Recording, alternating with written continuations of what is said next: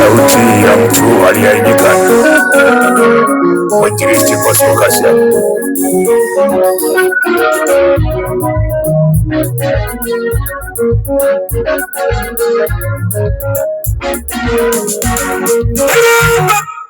Sauti ya mtu aliyeaibika, mwinjilisti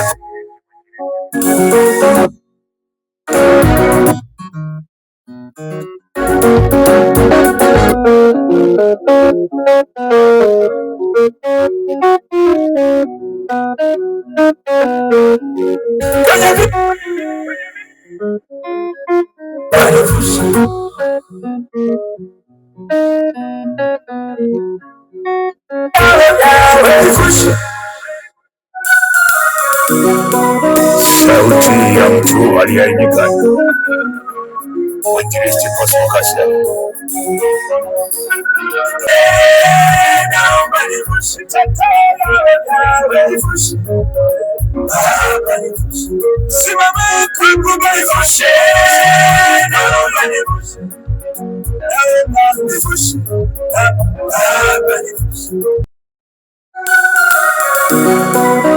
Sauti ya mtu aliyeaibika, mwinjilisti Bosco Kasia.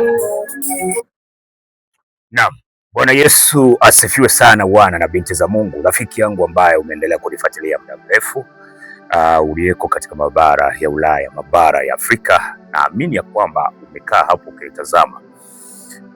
Hapa nilipo niko ofisini. Leo nataka nishare na wewe jambo moja ambalo ni muhimu sana kwenye ulimwengu huu tulionao.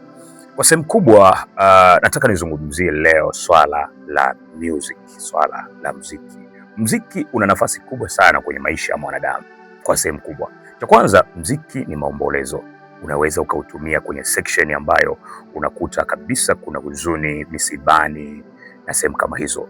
Umeelewa? Kwa hiyo muziki una nafasi kwenye sekta kama hizo ambazo unaweza ukahusika nao muziki na ukakufariji kwa sehemu kubwa. Kwa hiyo muziki kwa sehemu kubwa ni faraja kwa sehemu kubwa, lakini pia upande wa pili, muziki huu ni ibada. Muziki ni ibada kwa sehemu kubwa, ambapo ukiangalia ibada haiwezi kufanyika pasipo kuwepo na muziki. Kwa hiyo hata kule mbinguni hawahubiriani, mbinguni hawakuhubiri.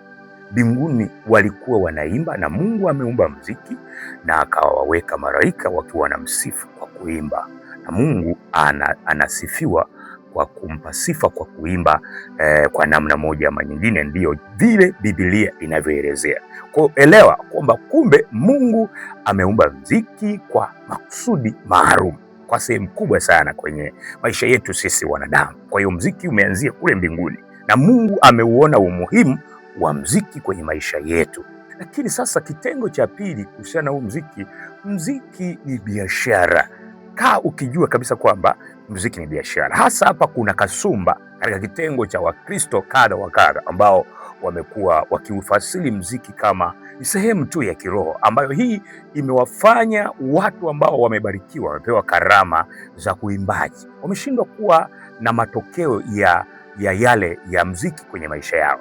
Muziki kwao, karama ya uimbaji imekuwa kama ni sehemu tu ya maburudisho au burudani, haiwaletei matokeo kimwili kabisa. Kwa hiyo wao wanadhani kwamba muziki umewekwa kwao kwa ajili ya kuimbia tu kanisani pasipokuwa na matokeo yoyote, au kwa ajili ya ibada tu kama vile ambavyo muziki ulivyoanza kule mbinguni. Kwa hiyo watu wengi, warokole wengi, wanajua kwamba muziki ni sehemu tu labda ya ibada tu pekee yake. Lakini nataka nikwambie, Mungu alipoumba muziki kwako wewe, ukapewa karama ya kuimba, ukapewa karama ya muziki, ya kufanya muziki, ni biashara kama biashara nyingine, na ukiuleta katika ibada unafanyika kuwa sehemu ya kubadilisha maisha ya watu. Kwa hiyo hii ni taaluma ambayo Mungu ameiachilia. Ni taaluma, ni zawadi ambayo wewe kama una karama ya kuimba, umepewa zawadi, umepewa upendeleo kuliko wanadamu wote. Nataka nikuambie, ndio maana mwimbaji anaonekana kwenye jamii ni mtu expensive sana, ni mtu wa tofauti, kwa sababu hakuna kitu chenye upendeleo kama kuzawadiwa karama ya kuimba. Watu wote waimbi duniani, lakini wanatamani kuimba ila hawawezi. Sasa wewe ambaye umepewa karama ya kuimba, uweze kumshukuru Mungu kwamba ni zawadi. Muziki ni dhahabu, muziki ni utajiri. Kwa sehemu kubwa najikita kusema muziki ni biashara. Sasa watu wengi wamekuwa wakiutafsiri mziki huu kama sehemu tu ya burudani, na leo watu wamekuwa maskini. Mziki hauwapi matokeo, yani karama zao haziwapi matokeo, kwa sababu wameuliwa na ile mentality ambayo imehubiriwa na wachungaji kwamba wafanyao kazi madhabahuni wanaostahili kupewa kipato kwenye madhabahu ni wakina nani tu? Ni wachungaji. Sasa hao wamekuwa wabinafsi, kuchukua tafsiri za Biblia kuitafsiri kipeke yao kibinafsi kwa lengo la kujinufaisha wao wenyewe. Wameshindwa kuelewa kwamba hauwezi ukasimama mchungaji kuhubiri katika ibada, lazima unaanza na uimbaji. Umeelewa vizuri? Sasa hapa kwa sehemu kubwa lazima uelewe mchungaji wa kwanza, mhubiri wa kwanza ni nani? Ni muimbaji. Ndio hivyo, lazima uelewe. Kwa hiyo huyu muimbaji pia ana nafasi kubwa ya kula madhabahuni. Huu wote ni ukoo wa Lawi. Katika zama za Biblia, katika Agano la Kale kulikuwa na ukoo wa Lawi ambao unahusika tu pale madhabahuni. Umeelewa vizuri? Kwa ukoo wa makuhani huu. Sasa ukizungumza ukoo wa makuhani, umle kulikuwa na waimbaji, kulikuwa na nini. Umeelewa vizuri? Kilikuwa ni kitengo. Kwa hiyo hawa wanahusika kuwepo kupata chochote pale madhabahuni. Kwa lazima usifasiri Biblia katika muktadha huo kwamba mchungaji tu peke yake ndio anastahili hiki. Sasa huu ni ubinafsi ambao umekuja na ukosefu wa upambanuzi wa mambo. Kwa hiyo wewe kama ni mwimbaji, lazima ujue kwamba hiyo karama Mungu amekupa kwa sehemu kubwa inahitaji kukuletea matokeo ya kimwili na matokeo ya kiroho. Kwa hiyo uanze kukubadilisha wewe na pia uwabadilishe wengine, kwa sababu muziki au karama ina nguvu ya kuwabadilisha watu, kuwatoa kwenye section ambapo wali kwenye giza, kwenye nini, kuwabadilisha. Muziki ni sauti ambayo inaweza ikambadilisha mtu kwa sehemu kubwa sana kuliko kitu chochote, kuliko mahubiri. Kwa lazima uelewe muziki, lazima ukiwa umepewa karama, lazima ukulete matokeo. Kama unaishi maisha ya kuombaomba na una kalama katika dunia hii na umri wako umekwenda, maana yake bado hujatambua zawadi uliopewa. Mtu yeyote duniani ambaye anajitambua kabisa kwamba amezawadiwa karama ya uimbaji. Sasa hapa kuna jambo moja lazima uelewe. Kuna watu wanasema mimi naweza kuimba, lakini kiukweli hawana viwango vya uimbaji. Aidha wana uwezo wa kuimba lakini hawajajikita kuweza kufuatilia kukiboresha, kukichochea hiki kipawa kiweze kifanikiwe kuwa katika section nzuri. Umeelewa vizuri?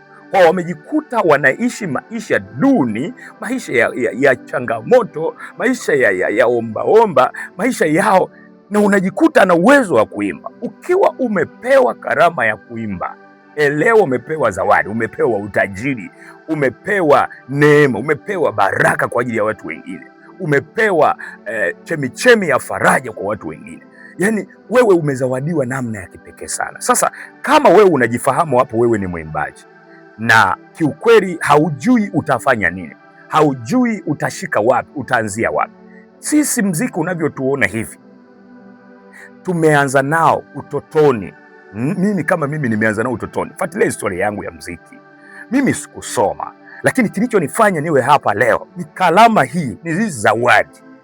Hii zawadi imenifanya leo mimi duniani nafahamika. Hii karama imenifanya leo mimi naishi kifalme.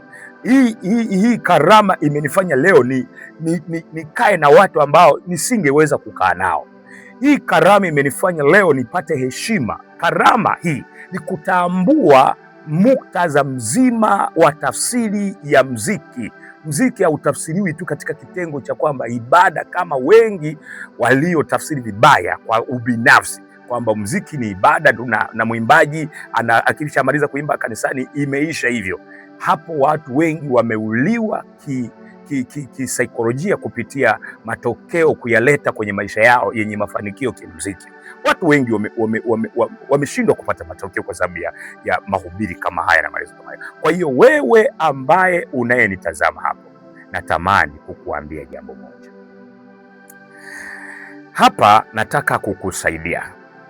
Nimejaribu kutafuta watu ambao kabla ya Christmas, sikukuu ya Christmas iliyopita, kuwapatia msaada kadha wa kadha. Nilitoa ofa ya watu 5, lakini sasa tumetoka hapo. Ninalo jambo moja ambalo nalitangaza tena leo, na nahitaji watu 5 tena ambao nitawasupport. Lakini sasa hili tangazo ambalo ni ofa yenyewe kidogo inahusisha gharama. Itakuhitaji unapokuja kwangu, unaponifuata kwenye inbox au kwenye WhatsApp, hakikisha kwamba uwe umezingatia hivi vigezo, na nitaenda nalo hili tangazo ndani ya mwezi mmoja. Nitalizungumzia ndani ya mwezi mmoja. Nahitaji watu 5 ambao nitawasimamia na nitawaelekeza kwa sehemu kubwa, nitawasimamia nyimbo zao, lakini pia nitawafanyia video. Mimi mwenyewe ndio nitawasimamia na mimi mwenyewe ndio nitahakikisha wanashuti video kutokana na support ambayo nataka kuwa support. Sasa kiwango cha chini kabisa ambacho unatakiwa kuja nacho, ninapozungumza kiwango cha chini, maana yake ni kwamba lazima uwe na pesa ambayo itahusisha studio, kwa sababu studio ni sehemu ambapo tunalipa pesa, ni sehemu ambapo tunalipa vitu mbalimbali. Kumbuka studio hapa hakuna producer ambaye anayekuja hapa anatoka kwenye familia yake bure, anakuja hapa kukaa na kutengenezea muziki bure. Hapana, kwa sababu lazima ujue kwamba kila mtu anayekuja kukaa hapa studio anatumia akili ili kutengeneza muziki. Hafanyi tu ili mradi. Changamoto kubwa ya waimbaji wa nyimbo za Injili, wanadhani kwamba unapoambiwa njoo rekodi kwa shilingi 50,000 au njoo rekodi kwa shilingi 20,000. Sasa hii changamoto kwamba hebu niambie, huyu mtu ambaye unahitaji hapo washe AC, unahitaji hapo ule chakula, huyu producer ale chakula.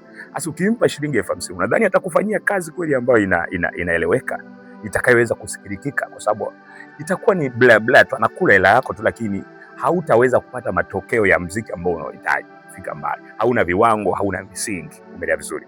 Lakini lazima uelewe kwamba muziki unahusisha gharama. Nataka niwaambie kitu kimoja. Watu wanadhania kwamba muziki ni bla bla. Muziki ni kitu tu unaimba tu hivi, unaimba. Nataka niwaambie watu wengi wanaimba, lakini kuiandaa na kuiarrange nyimbo ije isikilike, imsaidie mtu, tupate melody na mpangilio mzuri, ikae rohoni kama mwimbaji wa nyimbo za Injili. Watu wanadhania ni jambo rahisi. Sio jambo rahisi. Ni jambo ambalo linahitaji utulivu na ukomavu na uelewa, yani experience kiujumla. Ili utengeneze nyimbo iwe na matokeo, lazima upate kuelewa hili. Uelewe kwamba muziki lazima upatiwe muda na uhusike katika gharama. Kwa hiyo muziki usikwepe gharama kama unahitaji kufika mbali. Acha zile tabia za kusema muziki bora niende huku nimeambiwa shilingi 70,000, bora niende huku nimeambiwa shilingi 500,000, bora huku nimeambiwa. Yani nataka nikwambie, utajikuta unazunguka sana, lakini hutopata kitu ambacho unachokitaka. Umenielewa vizuri? Kwa hiyo hii ni ofa ambayo nimeitoa, lakini ina level ya kati kidogo, kwamba lazima uhusike na kuja na gharama, na gharama hizo itakuwa ni milioni 1. Njoo na milioni 1. Wewe ambao unayenisikiliza hapa, usinitafute ukiwa na 500,000, kwa sababu nimesema nitakusimamia mwenyewe na nimesaidia watu wengine hapa katikati, lakini pia nitakusimamia mwenyewe na kwenye audio mpaka kwenye video. Kwa hiyo mimi mwenyewe ndio nitahusika. Kwa hiyo hakikisha unakuja, hiyo milioni 1 itahusika kulipa hizo gharama zote. Sasa uone kwamba nimekupa ofa ambapo ningekwambia labda utoe milioni 5, milioni 10. Umeelewa vizuri? Kwa wimbo mmoja, audio mpaka video. Kwa hiyo tutafanya hivyo kwa ajili ya kukusaidia. Lengo langu ni kukushika mkono. Kwa wewe popote pale duniani ulipo, unaponitazama, unasema nataka kuyaona matokeo ya uimbaji, nataka kuyaona matokeo ya uimbaji. So, umenielewa? Nitafute sasa kupitia hizo namba za simu zinazopita hapo, kwa njia ya namna yoyote ile. Nitafute shilingi milioni 1, itahusika kwenye video, itahusika kukusimamia, itahusika studio kurekodi, gharama zote. Utatoa milioni 1. Karibu sana uweze kuyaona matokeo. Mungu kama amekuzawadia karama ya uimbaji, itafutie sasa mazingira sahihi. Changamoto inayokuja kwamba unang'ang'aniza kwenda kwenye njia ambazo si sahihi, hazikuletei matokeo, na mwisho wa siku umepoteza pesa nyingi sana. Umepoteza mamilioni hizo ndogo ndogo, kwa sababu unaenda pasipo kujua ufanye nini. Hauna muongozo, hauna maelekezo. Kwa hiyo ndio changamoto kubwa ambayo inahusika. Kwa lengo hili nimeona nizungumze kwa ajili ya kuwasaidia watu wenye nia. Na unapotoa hiyo gharama, kwa nini tunakuambia gharama? Tunakuhusishia gharama ili uelewe uzito. Mungu Anataka pia wewe mwenyewe uonyeshe nia, ujitoe. Hata Yesu mwenyewe alipotaka kukomboa ulimwengu alijitoa. Kwa hiyo wewe mwenyewe lazima umaanishe kwamba nimetoa kiasi fulani, basi ngoja nitafanya kwa bidii. Utajitahidi, utajituma. Kwa hiyo mimi nakualika sasa, unaponipigia simu unahitaji kufika mbali katika uimbaji wako, natafuta watu 5, lakini hakikisha uwe na milioni 1 mkononi mwako, ndio nitakupokea. Mungu akubariki sana. Na hiyo nimeizungumza ni kawaida sana, ni kawaida sana. Sijakwambia milioni 5, nimekwambia 1 million tu utaweza kusimamiwa hapa, nitakusimamia mwenyewe. Karibu sana katika WhatsApp yangu, namba hizi hapo unazoziona. Mungu akubariki katika jina la Yesu Kristo wa Nazareti. Amen.